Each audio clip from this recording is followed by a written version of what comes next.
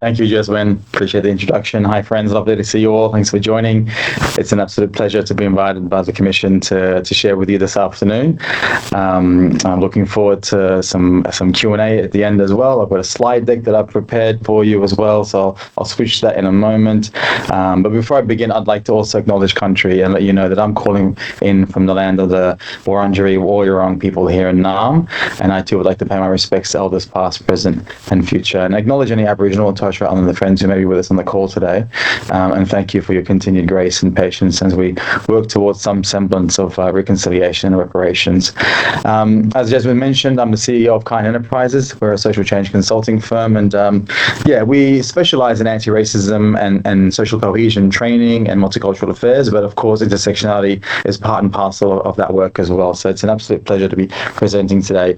I will do the obligatory, can everybody see my slides in a moment? And hopefully there's no challenges with that showing up. Is that screen showing up for everybody now? Wonderful. Thanks for the thumbs up. So as Jasmine mentioned, this session is called Why Positive Duty Requires Intersectionality. So we're really touching on two key themes today, and actually talking about the intersection of positive duty and intersectionality. As I mentioned, I'm calling from the Wurundjeri Woi-wurrung people's land here in Naarm.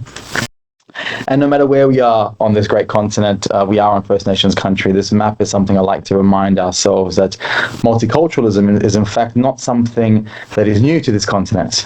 This continent has been multicultural for millennia, and each one of these colours represents an independent nation state with their own unique cultures, their own unique languages, traditions and customs as well. Just like every other continent on this world, I think it's important to acknowledge that this continent has always been multicultural, and those several hundred nations lived in relative peace and harmony for tens of thousands of years, and it's just something that we should acknowledge and pay homage to as well, for the one of the continuous ongoing cultures around the world. There's a hyperlink here to Kind Enterprises. If anyone would like to access the slide deck afterwards, please feel free. I'm more than happy to share the slides with anybody, and you can click through to find out more about Kind Enterprises. And a brief overview, you may have seen on the invitation, these are the key areas we're going to look at today. We're going to look at firstly the origin and then the purpose of intersectionality. Very briefly look at what an analysis of an intersectional lens looks like. I'll introduce this theme of the misappropriation of intersectionality, which is becoming more frequently discussed lately, which is lovely to see. And of course, how it all relates to positive duty as well. So these two things, intersectionality and positive duty, are two separate things, and I'm not sure where everyone's at. Everyone's at different parts of their journey with their positive duty process, their strategies, their understandings of what it means as well. But I just wanted to separate these two circles and firstly identify that positive duty is its own thing. Intersectionality is a way in which we can look at how we implement positive duty as well. So I won't lecture anyone here on positive duty. That's definitely the purview of the Commission and your education and training that you provide. So I just want to briefly touch on what has been shared with me about what's been happening in the NT. As I just mentioned, in January 2024, the positive duty was introduced into the Anti-Discrimination Act, and it's basically a legal obligation requiring your organizations and businesses and any individual conducting business to take a positive action to prevent and eliminate discrimination, sexual harassment and victimization. So we're shifting into a far more progressive way of looking at these issues of harassment and discrimination. There are, as you may know, 24 protected attributes, and this again is hyperlinked to the fact sheet and the minimum standards sheet as well. So if you get access to the slides and need further information, that'll take you through to the Commission's website. And there's a lot there. It's a lot to consider and to take in, and I'm going to unpack a bit about the implications of these various groups as well, and what the intersections of these may mean. Just wanted to share that slide in case anyone wasn't familiar with the 24 categories as well. It's everything from race and language to gender identity, domestic violence experience, political opinions, and any irrelevant medical records, for example. So it's a very broad scope to the positive duty expectations, and it's really fantastic to see. As for the minimum standards, these are the 5 key areas that you may be familiar with if you've done your homework and looked at the Commission's work.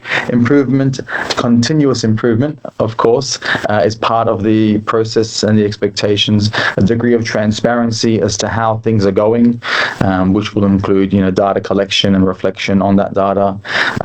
Leadership is key and central. Intentional decisions by leaders to champion the work is obviously a minimum requirement for any cultural shift to occur. Knowledge to be developed and networks to be strengthened. This is going to be a big piece of work for your entire state and region, and I think building that capacity through knowledge and networks is crucial. Risk management, and of course reporting and response. So again, much deeper conversations to be had on what each of these involves and requires, but of course that's not what the main reason why we are here for. I just wanted to introduce a little bit about positive duty so we can establish what that is and what it all means. In short, the long and short of it is that we are looking to, as a nation in various states, federal and state level, to move beyond our reactive and responsive approach to discrimination, harassment and abuse and marginalization, to a more systems thinking approach, which would require it to be proactive and preemptive. We want to create foster a collective responsibility, or a sense of collective responsibility, where we are less likely to cause and have to respond to harm, and more likely to be able to create spaces that are psychologically safe and emotionally and physically safe for everybody.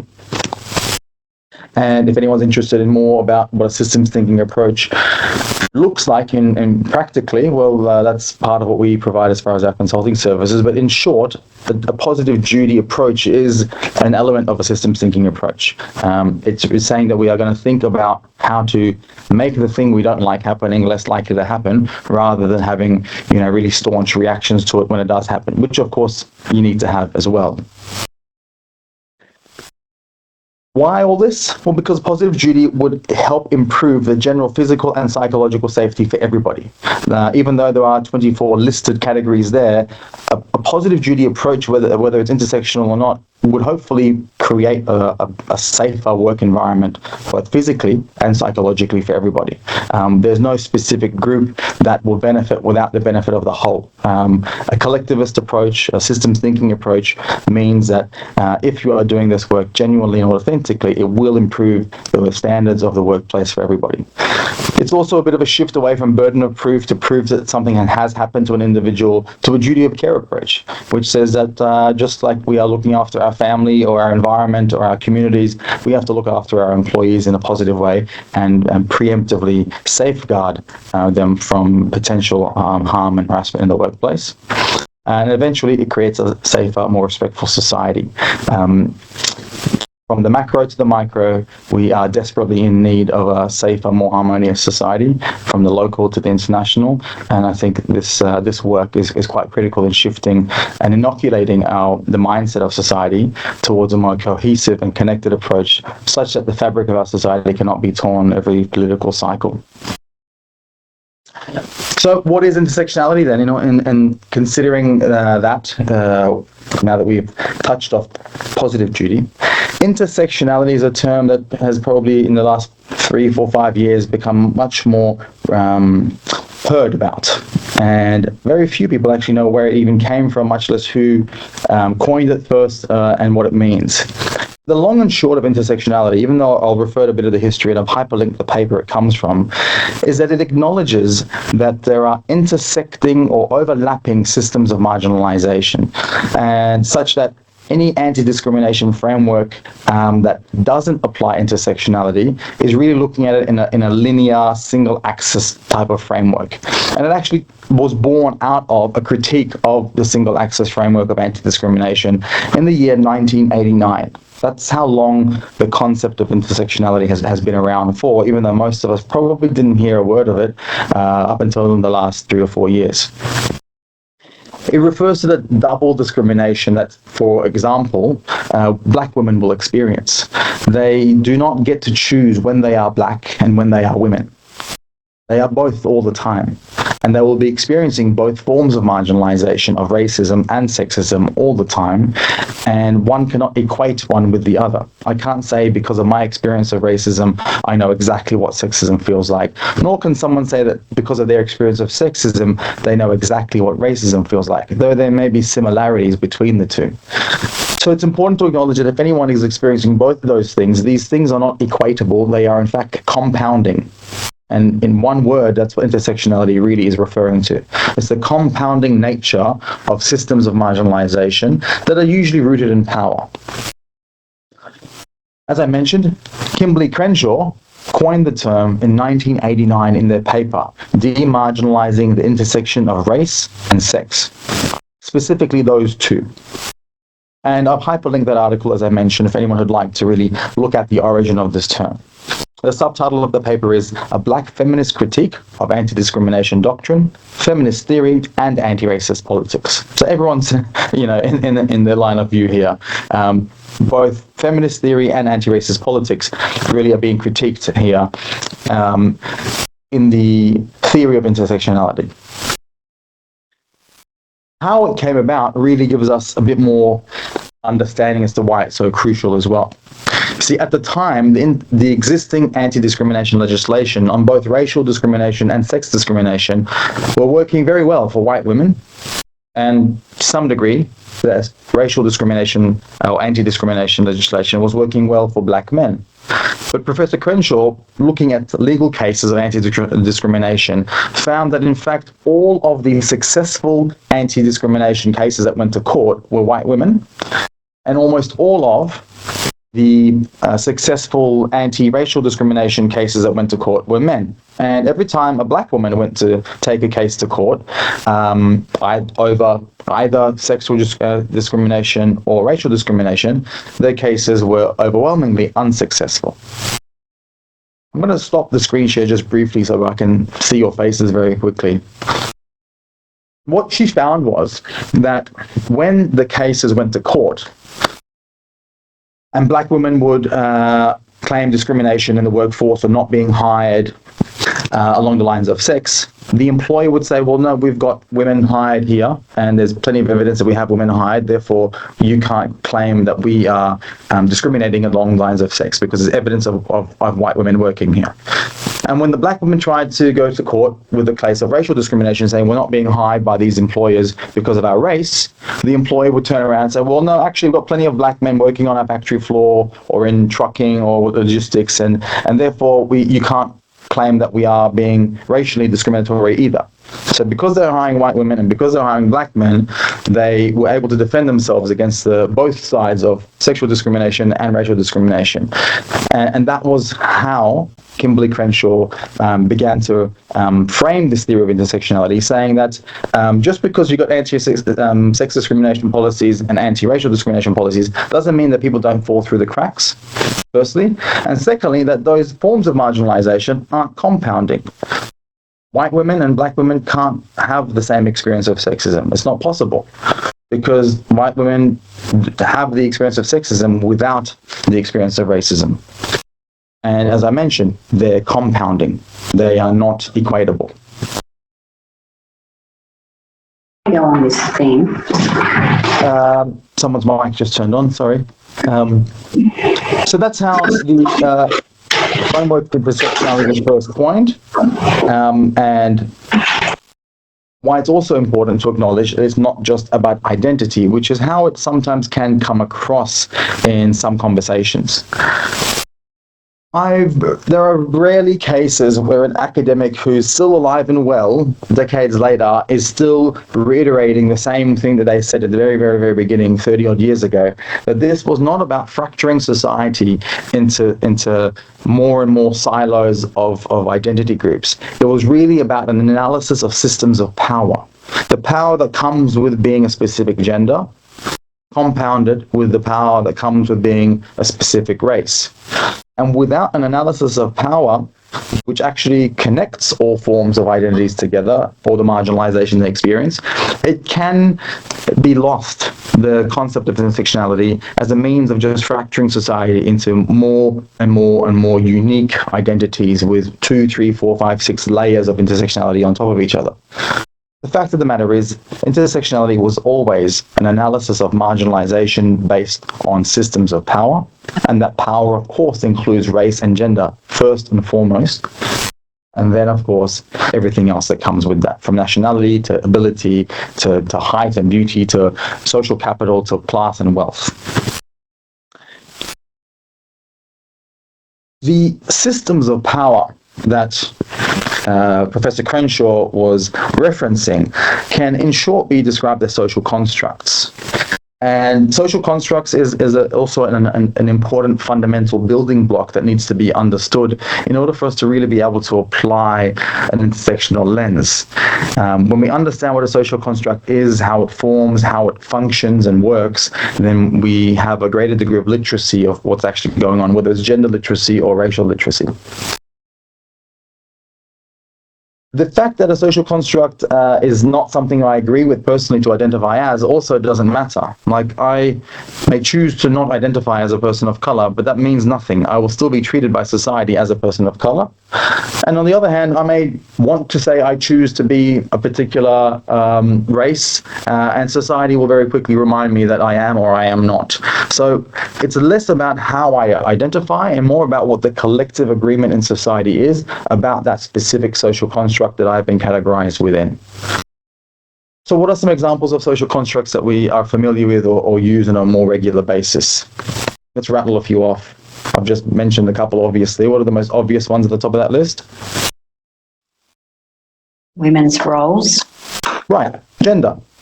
Gender is a social construct. What it means is that it's socially constructed and it's not a biological or scientific fact. And the fact that it's socially constructed means any outcomes that are disproportionate or disparate along the lines of gender are therefore also socially constructed. It's not the same thing as sex. Sex, there is a biological aspect to it, there's a scientific aspect to it, and there's more than two as well. But certainly, gender is a very much socially constructed idea.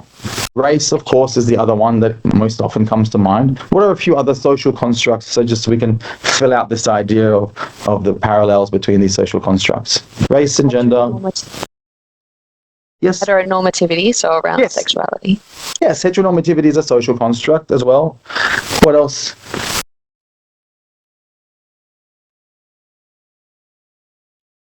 Sorry, you're on mute, Nikki, I think. Sorry, I was going to say potentially around age, people's ideas around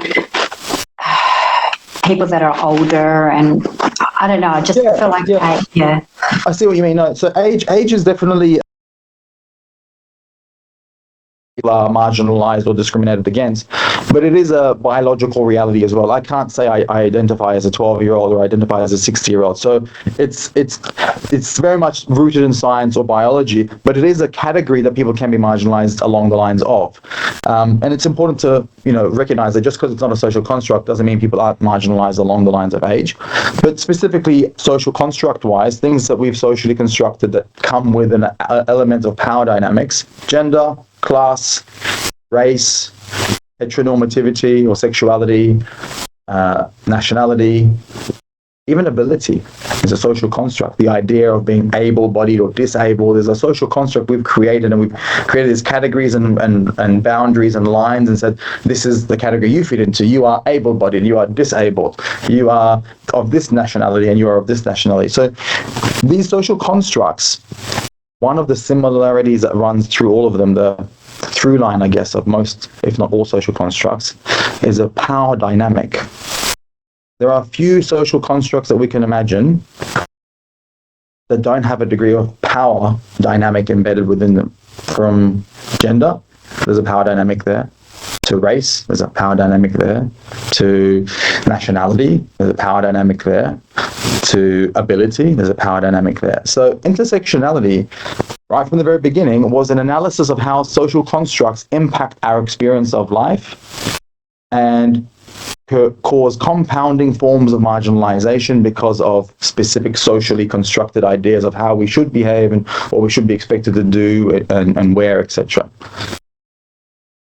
So building on that then, These are a few others. So there's, even within social constructs, there are two categories of social constructs. Even time, money, and ownership of private property can be considered social constructs, but they're of a different category. The human classification category is the things on the left, as you see: gender, class, nationality, ability, beauty, sexuality, etc. Of course, some social constructs like time, money, and road rules are useful social constructs. We've agreed that this is what time means, and we've agreed that this is what money means, and we use these social constructs just to create some order in society. But the ones on the left can and often are used to create forms of marginalization by affording power and or privilege to disparate degrees. These two, race and gender, are both social constructs. And they are both designed, and have been designed, if we look into the history of both, to concentrate the exercise of power. Right? The fact that women had to fight for their rights to be allowed to even enter primary school was a part of the power dynamic of gender that was established. That's what they were fighting for in the 1840s.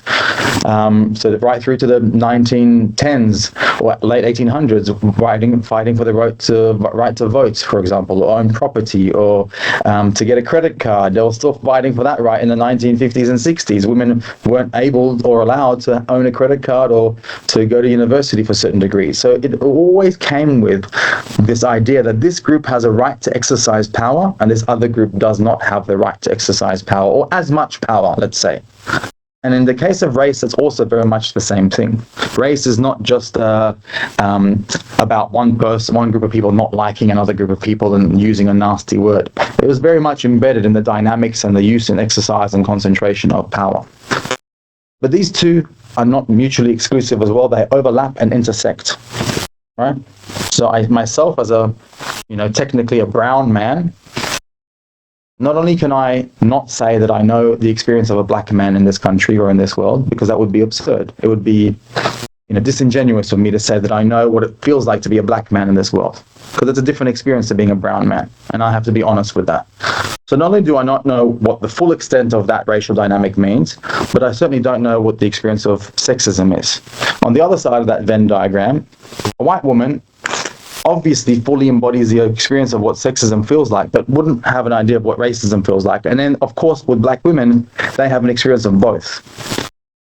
So if we want to truly understand what's going on with both race and power, we'll be really well positioned to listen to the experience of black women, because they're experiencing both at the same time, all the time, without any option to opt in or out of one or the other. Now, of course, you've got 24 protected categories in the positive duty guidelines. So you immediately can begin imagining what happens when we add the idea of ability and disability and the marginalization that may come with that. What about introducing sexuality on top of that? What about introducing class on top of that? And then you begin to realize that actually there's a lot more uniqueness into the experience of discrimination than just saying there's racial discrimination and sexual discrimination. And we're going to get to that number in a moment as well.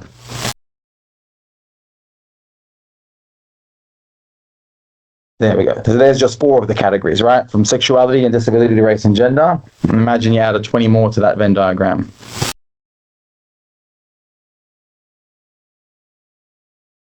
So very briefly, I'll want to touch on this and move on the concept of the misappropriation of intersectionality. Because, as I mentioned earlier, Kimberly Crenshaw has spoken about this as well. There's video of her we can watch on YouTube where she specifically says the introduction of the concept of intersectionality was not a way to fracture society into further and further smaller identity groups, saying, I'm not only a black queer woman of color, but I'm also a person living with a disability, and I also have this, and I also have this, and I also, therefore my experience is different to yours because you're missing 1 or 2 of those categories. It was really about understanding the power that comes with those social construct groups and our ability to mitigate unjust power dynamics. What's happening a lot recently with the use of the term intersectionality is that every time someone wants to discuss the intersection of race and gender, or let's say racism at all, there's an argument, well, we've also got to consider this, and this, or they already are doing that, and they forget to conveniently consider the impact of race. Intersectionality has been around for 30-something anything about it because it was specifically talking about this intersection of race and gender.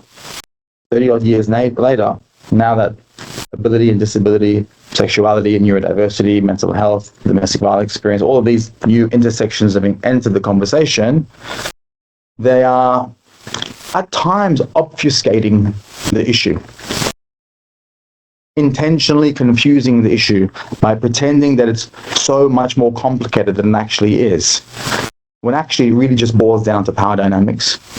And if we were to just look at it through that lens that Kimberly Crenshaw first introduced by bringing the concept of race and gender up, we would be much better equipped and be able to more efficiently address the blind spots, the discrepancies and the disparities.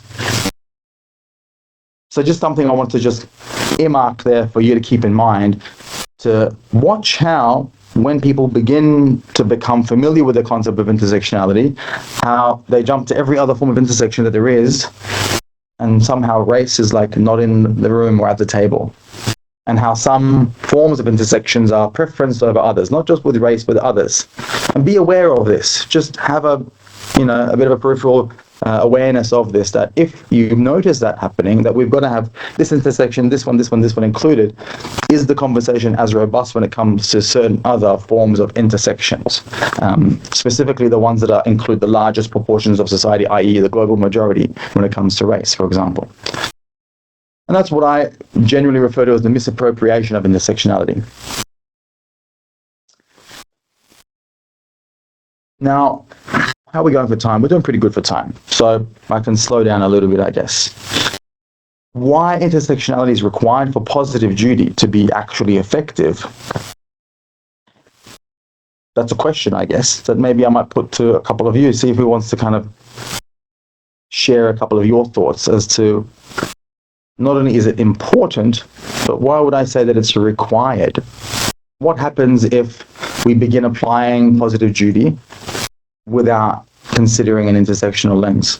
What's the possibilities that could happen? First of all, people slip through the cracks, and there will be, as you were saying before about the uniqueness of experiences. There are things, for example, that a woman of colour will experience that neither a man of colour nor a white woman will experience. So there are some experiences that aren't covered under a non-intersectional lens.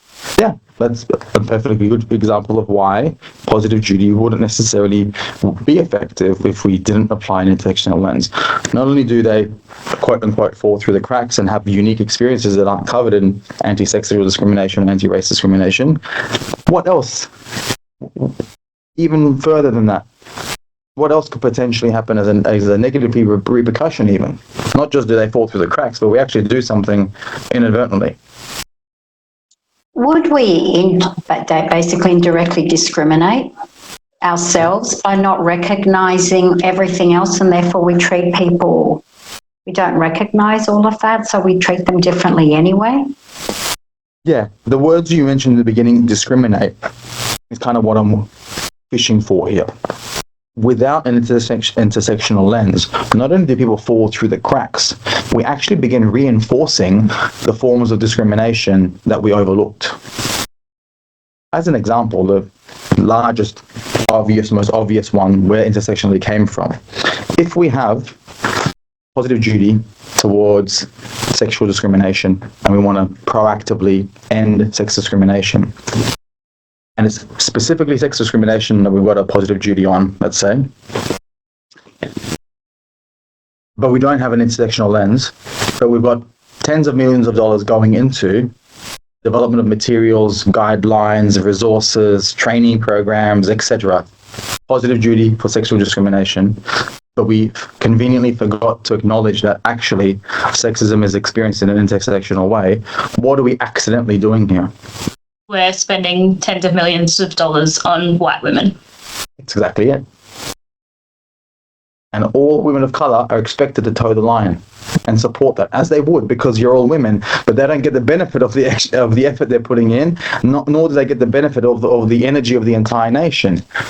Because the fact that intersectionality was coined in 1989 means that since then to now, there is an ocean full of evidence that has shown how women of color and brown women, and specifically black women, will experience sexual discrimination and sexual harassment and sexual violence more frequently, more violently, less likely to report, and less likely to believe when they report.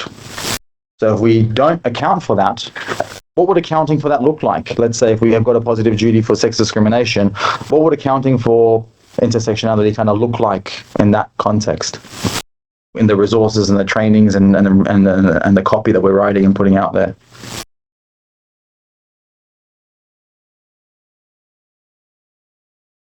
It would be acknowledging the gap. So the data about all those things you just listed, and making sure that the guidelines include taking them into consideration when you're making policy. Yeah. Specific copy that says, by the way, folks, while you're doing this and you're changing your reporting processes and your accountability measure and this and that, keep in mind that black and brown women will experience this at a higher rate, probably, and be less likely to report it. So what are you going to do to mitigate that, for example? Right? When they experience it, it's likely to be more violent. So what are you going to do to mitigate that, for example? And then have training or copy or guidelines or policies that at least acknowledge that.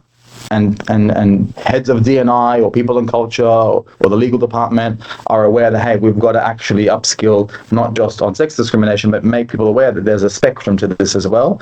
And this is the group that will experience this particular issue at a heightened rate and ratio. That's just one of those things. Now you can consider you've got white women and women of color, but then you've got women of color with disabilities as well. They're even more likely to experience it and less likely to believe, etc., etc. So you begin to realize how positive duty would only be effective to a certain degree if we didn't realize that these things are compounding and not equatable. And compounding is with serious repercussions as well. On just to add, I think one important thing to note is that with positive duty and intersectionality is that it allows you to tell the right story from the wrong story, because by including this intersectional lens, you're actually allowing yourself to not to misappropriate, so you get to the right story of what you're trying to achieve with that particular issue. Yeah, and that's the beauty of it. You are actually far more effective in addressing sex discrimination by considering the most marginalized within that particular issue, right? Even white women benefit from having more robust awarenesses and less blind spots when it comes to different sex discrimination. It's not just, now we've got to spend more resources on black women only specifically. Everyone benefits from a more comprehensive, robust 360-degree view of sexual discrimination, harassment, and violence. In fact, here's a truth bomb that I'm going to drop very briefly, but Ruby Hamad spoke about this, and she was derailed and attacked, in fact, on Q&A for bringing up this specific thing. Because the experience of white women when it comes to sexual violence and sexual harassment isn't often believed because of the racism of society. It's often only believed when it happens to be a man of color. White women are actually allowing for the continuation of sexual violence against white women by not addressing the racism within it as well. And Ruby tried to very eloquently elaborate on this point on Q&A. And ironically, one of the other white women on the panel derailed the conversation and tried to say, you're trying to make this about us and them.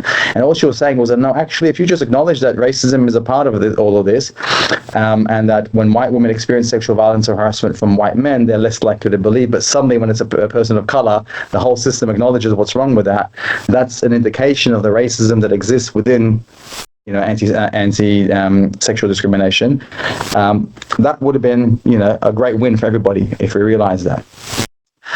So that's one of the outcomes of applying this intersectional lens as well. We learn a lot more in-depth truths about what's going on around us also. In fact, what was it that sparked the third wave of feminism in the US?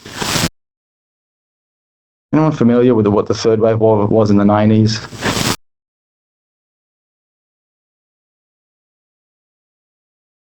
It was a very high-profile sexual harassment case.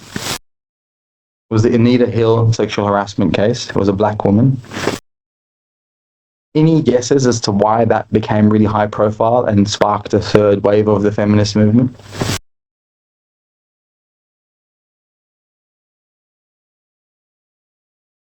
The perpetrator was a black man. Supreme Court judge. If that happened to be a white male Supreme Court judge, do you reckon we would have had a third wave in that specific moment? Probably not. These are some of the realizations we have when we really apply a comprehensive approach to this, and we don't say, well, I'm only going to represent my specific group that I identify as, and I'm going to champion the rights that I need for my personal individual self. When we realize that actually underneath all of this stuff, from beauty standards to ability and disability to neurodiversity to race and gender and class, there's an underlying thread that connects all of this that we could all actually connect upon. We actually are able to build solidarity along the lines that we previously weren't able to. We're going to wrap up very shortly and make sure we leave 15 minutes for Q&A as well. This is what happens when we don't apply an intersectional lens. These are silos, and we try to shove people into one or the other without an intersectional lens. We say, are you experiencing sexism or racism, or is it classism, or is it ableism that you're experiencing, or is it homophobia that you're experiencing? And people have to choose, oh, it's this one today or is that one today? When in fact, this doesn't really work in reality. People are experiencing 2, 3, 4 more of these at the same time sometimes. And it's not effective to place them into silos and treat them as siloed issues. As I said before, and one of you mentioned as well, without an intersectional lens, we are actually liable to not only ignore and miscalculate some of the issues we're trying to resolve, like sexual harassment or homophobia, but we unintentionally reinforce some of those discriminations and marginalizations, just as we explained in the case of sex discrimination, right? So let's consider these two scenarios. You've got 2 black women. One identifies as queer, non-binary, and the other is straight and cisgendered, right? But they're both black women, and they're experiencing sexism and racism at the same time. What's the difference in their experience?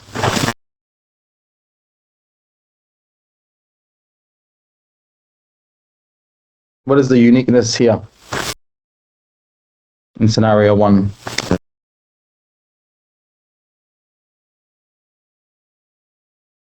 Right there on the page. No, they're both white women. Well, sorry, they're both black women. I think they're both black women. So what's the sexuality? Thank you. Sexuality is yes. Right? Sorry, non-binary is about gender, is it not? Not about who you're attracted to. Sorry, yeah, I should have said no, but it's queer as well. So queer, so they're not queer. Straight. Yeah. Oh, okay. Yeah. So it's one is a black woman. Yeah. Yes, exactly. So one's a black woman who identifies as queer and non-binary, and the other is a straight and cisgender woman. So they're both women. So they both experience sexism, right? Every day of their lives, wherever they go, sexism is everywhere. They're both also black, so they're both experiencing racism wherever they go. But one of them happens to be queer and non-binary as well. Is it possible that one of them would possibly experience racism more than the other? Someone's nodding. Yes, it is. Right? Because someone's homophobia may in fact trigger them to be slightly more sexist and or racist because of that additional category that's a protected category in your positive duty guidelines, right? So it's quite possible that one person's experience of racism is actually heightened or more frequent because of a third or fourth protected category that they may be a part of. Because there's power involved with all of these social constructs: sexuality, nationality, gender, class, race, etc. So if you've got 2 power dynamics that you're at the bottom end of, and then someone else has got a third one, then that means you're further marginalized and or potentially disenfranchised and or potentially harmed in the workplace. So if we were to ask one person of their experience of racism, they may say, oh, yeah, it's okay, it's not too bad, you know, it's a bit subtle, and sometimes they get a bit of a backhanded comment here or there, or a bit of subtle kind of superiority. But then the other one, because they're black and they're a woman and they're queer, maybe they actually, yeah, the racism I've experienced is pretty frequent and it's a bit more obvious, etc., etc. Who's right and wrong? Well, neither of them are wrong.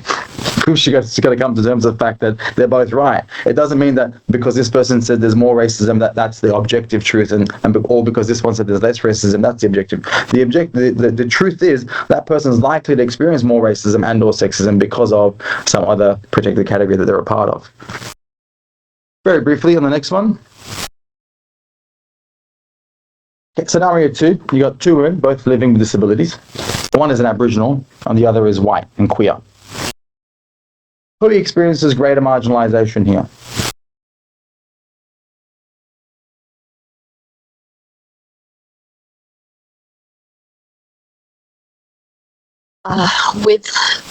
I think obviously they will both be experiencing greater marginalization than somebody who is somebody else with a disability.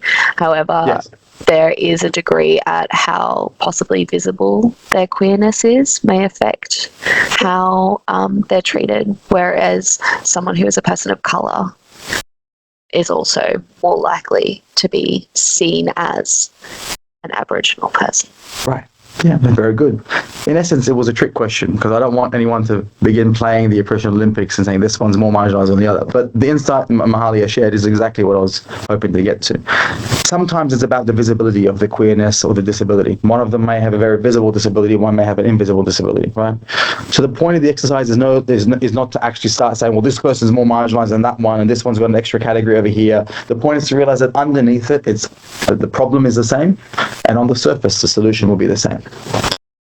So, in the last minute I've got, as I mentioned, the slides will be made available to you all as well. So if there's things that you see in the next couple of slides, this is the last slide, in fact. How do we begin applying this intersectional lens? Well, coaching and training and consulting services is part of that. Centering expertise and lived experience in that coaching, consulting, and training is also important. And also identifying the difference between expertise and lived experience, because you need both.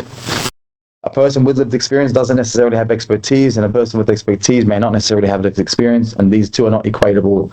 Preferably, you would have someone with lived experience with expertise.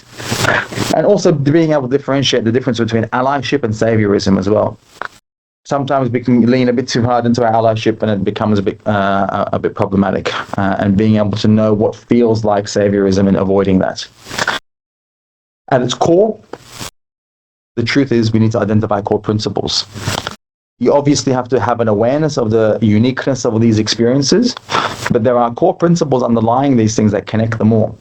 And sometimes they're a bit too generic for us to even believe they are the truth. But in fact, respect, dignity, equity, balance, justice, fairness are principles that are not applied equally. It really just does come down to some really basic principles being applied equally for everybody. A whole cohesive cultural approach, so we don't break off into fractured groups of saying, oh, well, we're doing this for that particular identity group and we're doing this for that other particular identity group. What about this one here? We're missing out. We've got to have a cohesive cultural approach, which says that actually we're going to focus on a culture that preferences, platforms, rewards, and strives for dignity, respect, compassion, care, rather than fracturing off into who's more marginalized than somebody else. And always maintain that awareness and analysis of power. Because without that, we are again prone to fracturing off into groups. But that analysis of power, how power is applied, enforced, exercised, disproportionately distributed, is a fundamental aspect of what the whole lens of intersectionality was always meant to be about. Thank you, friends. That's the end of my presentation. And I'd like to, thank you for joining us and hand it back to Jasmine. Thank you, Erfan. That was, I think, really educational from the perspective of the conceptual thinking of intersectionality, but also then gives us some food for thought in terms of where the application is, especially moving into positive duty. Just before we wrap up, I think just to go around to see if there are any questions that anyone would like to sort of raise based on what you've heard or what you'd like to hear more from Erfan, please feel free to ask questions now. Did I miss anything in the chat? Sorry, I wasn't able to keep an eye on that in case there was. No, okay. Sorry, what with the slides being shared, how, because I don't think we had to sign up for this in any way. How are the slides going to be shared? Maybe Stephen and Jasmine can help me work out how that's going to happen. Yeah, Mahalia, if you can forward your email address, we can add you to the list, mailing list, and then we'll receive that. Yeah. So maybe if you can just get in touch with Jasmine or Stephen, they'll be able to send that to those who don't want it. So spam everyone with the deck. Erfan, maybe I'll just jump in with a question then, and perhaps that's the final slide, which you perhaps left is marveling about the systems thinking approach. If you can just share with us that concept in relation to positive duty or the way you perceive it, that would be helpful just in terms of where we're going to go with that here. Yeah, absolutely. So systems thinking, the long and short of it is that it acknowledges that everything is interconnected. So system thinking applies to the preventative healthcare model, to ecosystem rehabilitation, to social rehabilitation. And its fundamental principle is that no individual problem within a society or an ecosystem or even a human health issue is independent from 100,000 other relationships and flows and balances or imbalances. As such, it's a very powerful tool to be able to create true social, cultural, systemic shift and change without being susceptible to or liable to fracturing or being too invasive when it comes to health or being too reactive or overbearing when it comes to like political or social responses. A systems thinking approach acknowledges the unity of a system, and in this instance the system is the workplace, but also the 24 categories that you've got as well that are protected. It recognizing that, okay, these are all an interconnected system. If I was to think of these 24 different things as needing 24 different strategies, 24 different approaches, 24 different whatever trainings, then we realize very quickly how ineffective we might eventually become. Understanding it through a lens of unity helps us look for clues as to how we can organically, incrementally, and fundamentally change things. Right. If you think of the preventative healthcare approach as opposed to the invasive kind of like, pills and operations kind of healthcare, that's a similar kind of parallel to what a systems thinking approach is as to a cause effect type of thinking is. Cause effect is like, oh, we've got homelessness, chuck a homeless shelter in that area, for example, right? A systems thinking approach is, well, what's causing this? It's Airbnb, it's benefits for people who own 3 or 4 homes or more, it's this, it's that, therefore let's think of a longer term fundamental problem that solves the symptoms rather than looks to resolve the symptoms. So that's the long and short of systems thinking. In this aspect, it would be looking at the commonalities of the principles required to create the culture that we want so that none of those 24 protected categories are feeling marginalized or oppressed.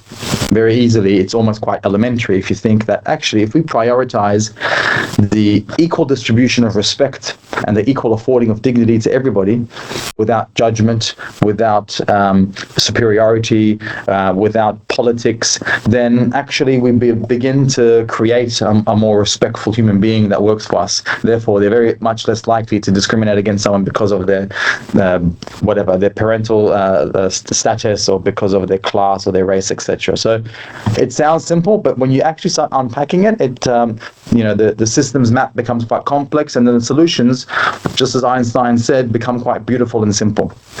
If we begin to think more complexly, the solution becomes beautiful and mathematically simple. So that's the long and short of it, as much as I can share in a couple of minutes, but maybe if there's more time, I can come back to that question in a minute. But Josie's got a question as well, so I'll go to you, Josie. I just guess in terms of implementing that, it's coming from the top down, leadership's very important. Yeah.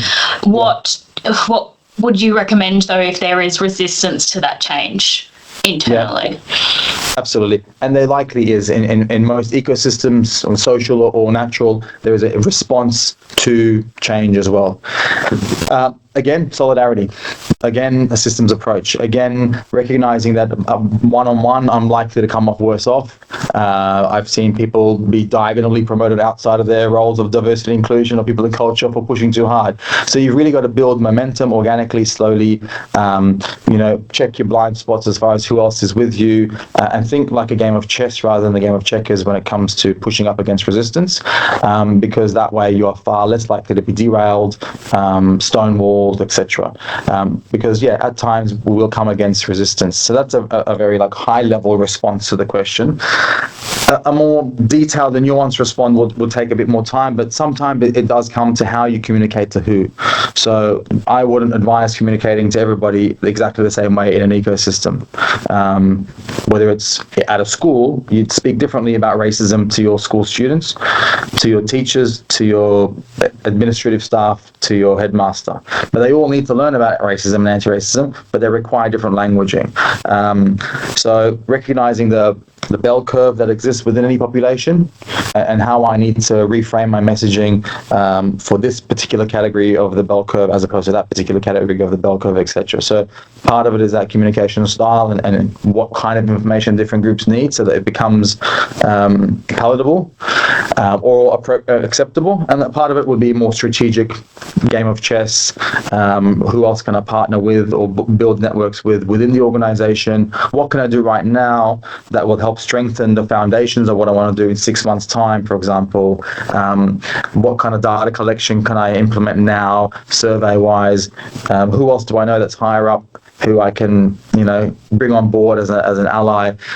These are conversations that we also help heads of D&I and heads of people and culture, etc., walk through in a more specific case-by-case basis when they are aware of where their resistances may be.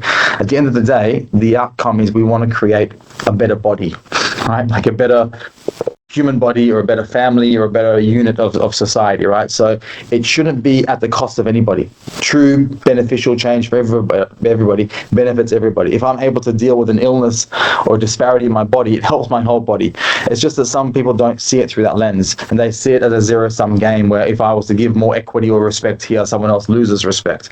So it's fundamentally, it helps everybody, but some people don't see it through that lens. So helping them see it through that lens is also part of the solution to resistance as well. But I guess if you're the person with the power, then you are losing something because you're losing the power. And usually those people are the ones that are pushing back.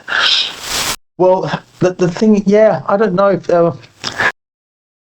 control over. In that sense, if it's control over others that they crave, and we want to create an egalitarian or equitable system that where everyone's respected, then someone will lose a greater degree of control to a lesser degree of control, but the system still benefits. Even if that individual element of the system feels like they've got less control, the entire organization will do better.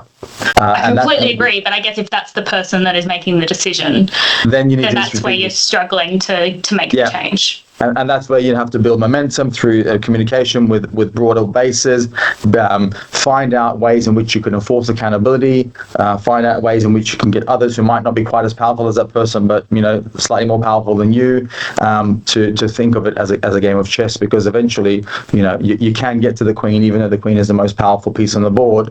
That you have to think about it strategically, because you can't allow the concentration of wealth and power or control to force people into fear and cowering away. Part of it just requires building the courage, the competence, and the confidence of the rest of the ecosystem. So normally when we go about providing anti-racism training or consulting, I don't need to specifically tackle that one individual on the spot. If you can get me into the organization to give even 10% of your staff some basic degree of racial literacy and awareness of the benefits of this, that begins shifting the whole ecosystem. And that's how you can strategically adjust a natural or social ecosystem without going head to head with an all-powerful force that is likely to be able to derail you. Outsmarting them is really the solution in any situation. How are we going? We've still got 4 minutes to go, friends.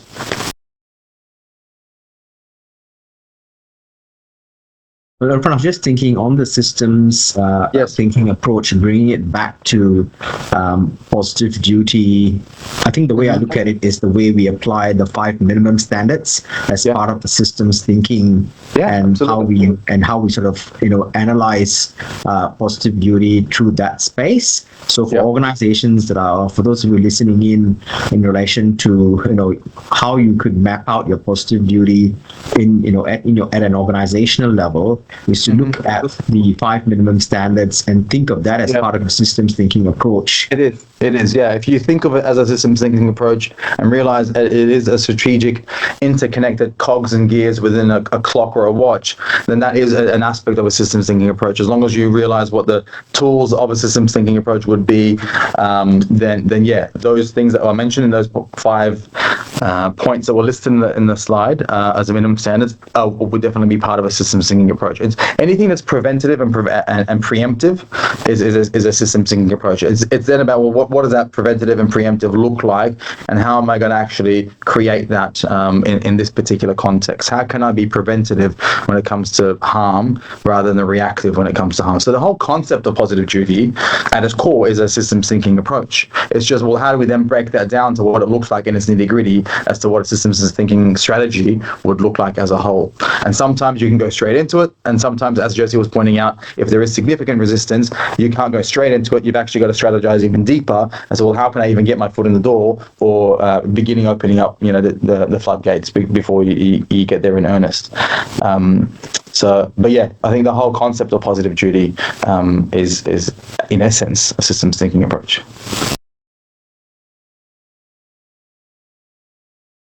Two more minutes. Are there any other burning questions? One comment I might just briefly make as well, because I think I wanted to add that to what I was responding to Josie as well. One of the key kind of like mind shifts that I try and give leadership whenever I'm speaking to the executive team or the board is that social change is not something we get to do or not do. It's a thing we respond to. It's happening around us. And many organizations think that they're so powerful or so big that they get to decide whether they do social change or don't do social change, not realizing that they, even as big as they might be, are a small fish in a very, very, very, very big ocean. And social change is something that's happening to all of us, and it is inevitable, and we cannot stop the momentum. All we get to choose is how are you going to respond to the changing environment around us. And that's what those quote unquote powerful people within, organizations need to really eventually come to terms with. Doesn't matter if they're the biggest sporting code in the country or the federal government department. Social change is happening around us, and we get to choose how we respond to it. And it's not like they can drag their feet and stop the process. The ecosystem around them is changing. Expectations, social expectations are changing. Policies and legislation is changing. Legal frameworks are changing. The awareness of young people is changing. Everything's changing around them. So you get to choose. We can come along the journey, or you can come along kicking and dragging your feet, but the world is changing around us a lot faster than some people are are willing to accept. And even the most horrific aspects of the social decay that we're seeing and the breakdown is only spurring on further positive change around us. I promise you that this period, as heartbreaking as it is that we're going through, is only going to bolster the lunge towards positive growth in the couple of years ahead of us. So I'm heartbroken but positive as to where we are as a civilization. That positive note, Erfan. We put our hands together here and thank you for your presentation.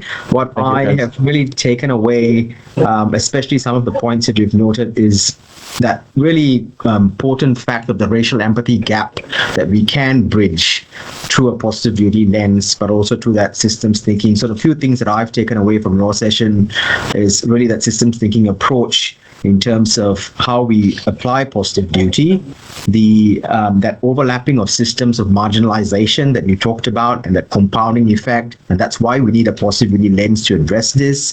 Thanks for sharing a lot of that Kimberly Crenshaw work. I think she sort of brought us into this whole era of thinking about this more from that power dynamics position, and clearly that misappropriation of intersectionality. I think that's a really important point for us to think about in the work that we're doing. I think everyone that's here that I can see on the screen have got some level of work within the intersectional space, and to think about the misappropriation, I think it does sort of bring it back to home in terms of some of the work that we're doing. So look, thank you all for attending this session, and we'll go forward some information in relation to Erfan and the work that he does in this space, and feel free to reach out to him. Now, as part of the Commission's ambition within positive duty, we are trying to create what I call education and empowerment within in this space, and perhaps leave enforcement aside for a while, because it's really important that all Territorians or people that are clued on to positive duty understand how to work it through your organizations and how you can educate and empower your people as peer-to-peer support within your spaces. So over the months or so, we will be having more thought leadership sessions like this on different elements of positive duty or topics related to positive duty, just to expand your thinking and stretch your thinking on how you can apply it at your workplace. So please look out for the next sessions coming up, and spread the word and get more of your team members along next time. Thank you, everyone. Thanks, everyone. Lovely to meet you all. Thank you, everyone. Thank you. Thank you. Bye. Thank you.